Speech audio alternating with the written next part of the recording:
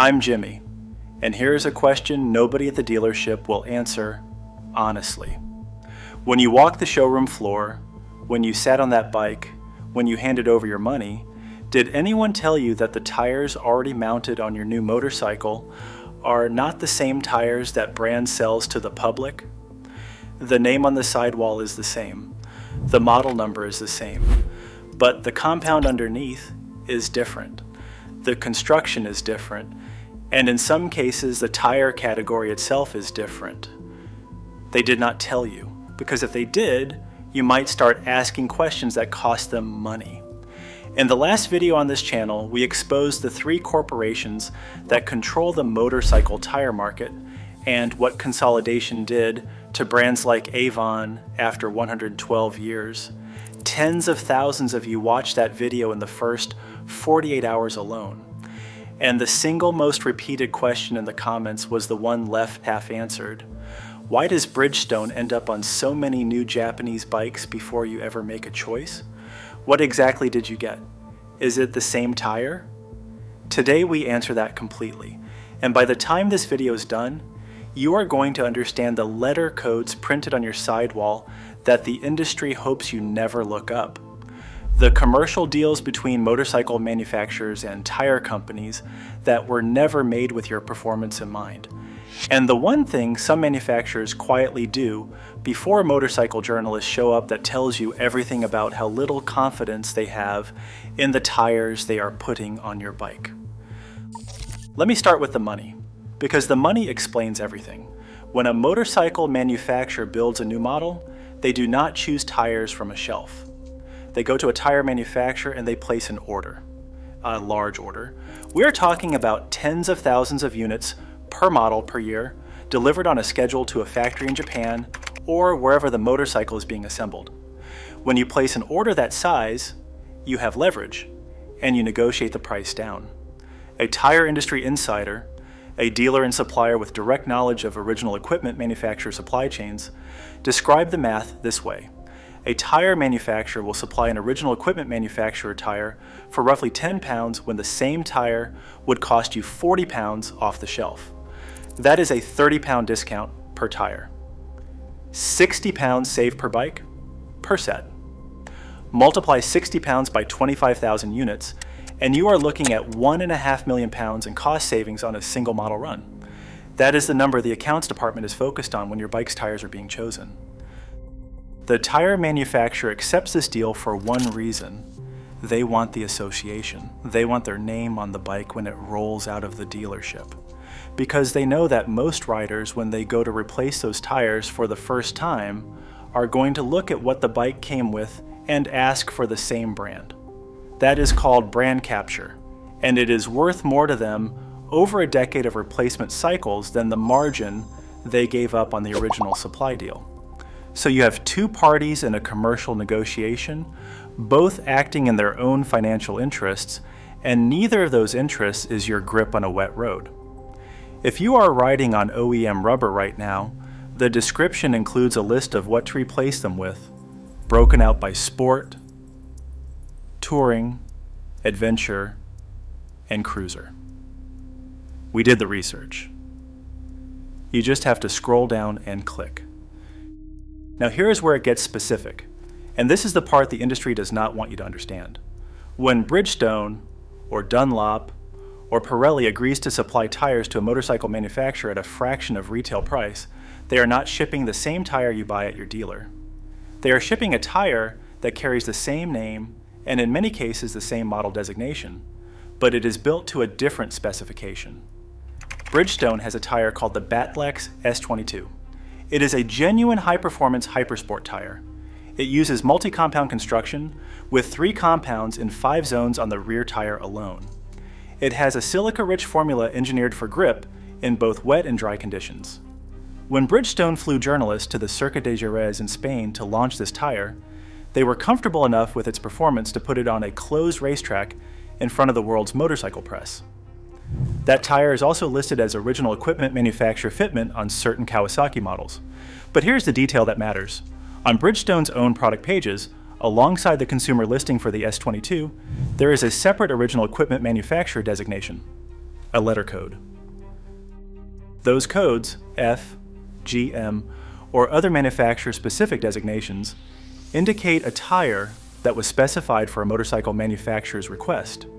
In many cases, the compound is harder and the casing construction is different. These tires are designed to meet the manufacturer's requirements for the bike, which include things like longevity on the showroom floor, a smooth feel during a test ride, and a low cost per unit. They are not always designed for what you need from a tire on day 200 of ownership. RevZilla, one of the largest motorcycle gear retailers in the country, confirmed this directly in their tire guide. The letter codes on OEM tires may indicate a slightly different version of a tire made specifically for a certain new model of bike at the motorcycle manufacturer's request. Slightly different. That is the industry's way of telling you the tire is not the same without actually telling you the tire is not the same. The Yamaha R3 is one of the clearest examples of how far this gap can go.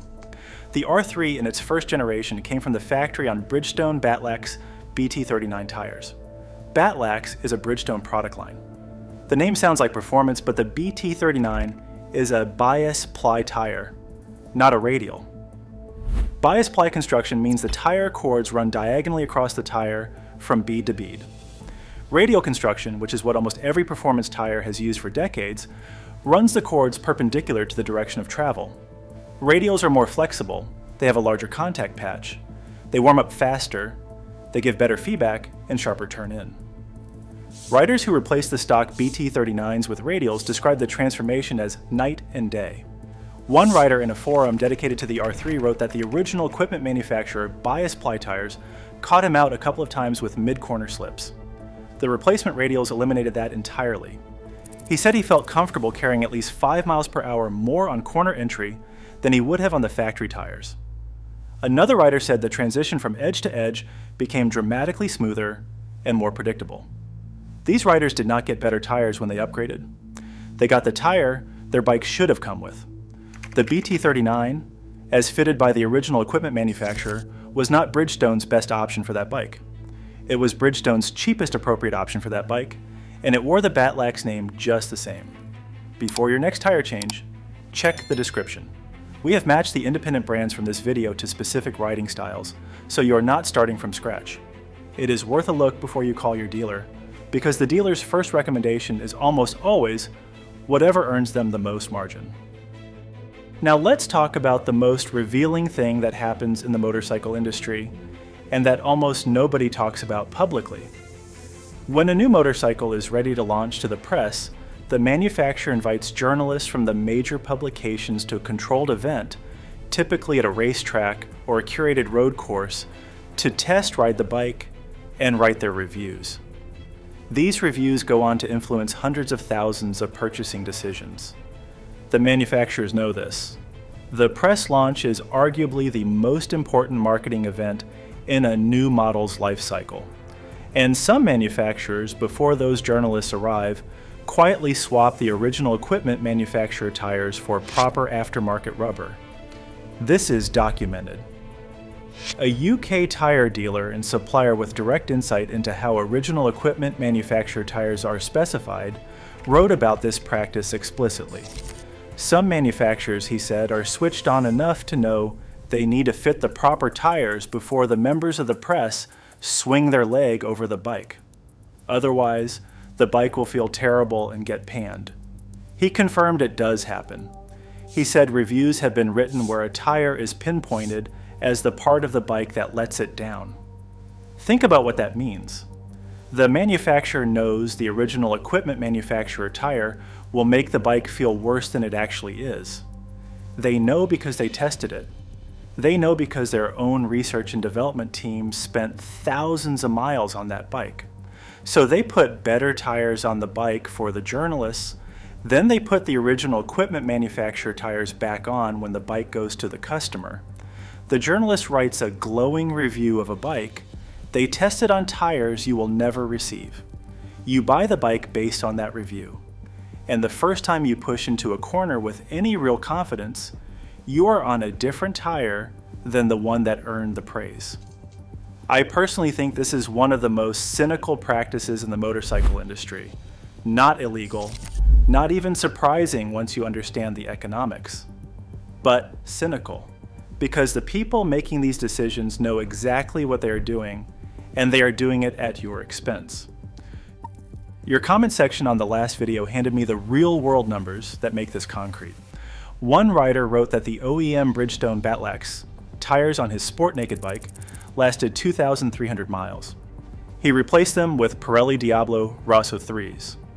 The Pirellis lasted twice as long. Same bike, same roads, same rider, different tire, double the mileage. Another writer wrote that the Diablo tires came as OEM fitment on his ZH2. He later switched to Michelin Road 6 tires and found he could run them 6,000 miles before they showed meaningful wear, whereas the sport tires he was getting on the same bike were gone in 2,500. These are not outliers.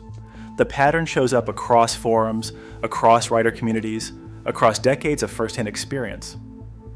8 out of 10 customers who come to replace their OEM tires, according to one UK tire retailer, specify they will consider any option except whatever the bike came on. Even when the dealer makes clear that the OEM spec version is different from the one on the shelf, they will not go for it. That retailer said the customer changes to a different tire, any tire, and their bike is transformed. Any tire. That is how low the bar is set by some OEM fitments. So what does all of this mean practically? And what should you actually do? The first thing is to check the date code on your tires, especially if your bike has been sitting on a showroom floor. Tires age from the moment they leave the factory. The DOT code stamped into the sidewall ends in 4 digits. The first 2 are the week, the last 2 are the year of manufacture. A tire sitting in a warehouse for 18 months before it got mounted on your bike, and then sat at a dealership for another 6 months, is already 2 years old before you ride it. And motorcycle tires, regardless of tread depth, should be replaced at 5 to 6 years from the date of manufacture. Check that number before you trust what is on your bike. The second thing is to look up the letter code on your OEM tires. If your tire says Batlax S22F or Batlax BT023G, the letter after the model name is a manufacturer-specific designation. It means that tire was built to a custom specification for a motorcycle brand, not to the consumer specification. You can find the consumer version of the same tire on the shelf at your dealer. In many cases, it is a meaningfully different product. The third thing is to replace your OEM tires earlier than you think you need to. Not because the OEM tire is going to fail, it almost certainly will not, but because the bike you paid for, the handling you were promised, the confidence that should come from quality rubber on asphalt, none of that is fully available to you on a tire that was chosen by an accounts department for a fleet order. The fourth thing is to look at Michelin, Continental, and independent options when you do replace. These brands were not chosen for you by a commercial agreement between your bike manufacturer and a tire supplier. These are tires you are actually choosing. That distinction matters more than most riders realize until they have made the switch. There is a letter code on your front tire right now, and there is a good chance it means the tire you are riding is not the tire that brand sells to the public, not in compound, not in construction, sometimes not even in category. The motorcycle manufacturer saved money.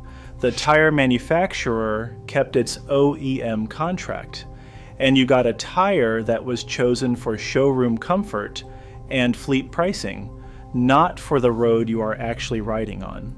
The 4 steps we just covered start with knowing what tire you actually have. The next step is knowing what to replace it with. Links in the description are sorted by category, sport, touring, adventure, cruiser, and a value option for every type. Check the date code on your sidewall tonight, then use the list. And leave a comment telling us what OEM tires came on your bike and how long they lasted. We read every single one.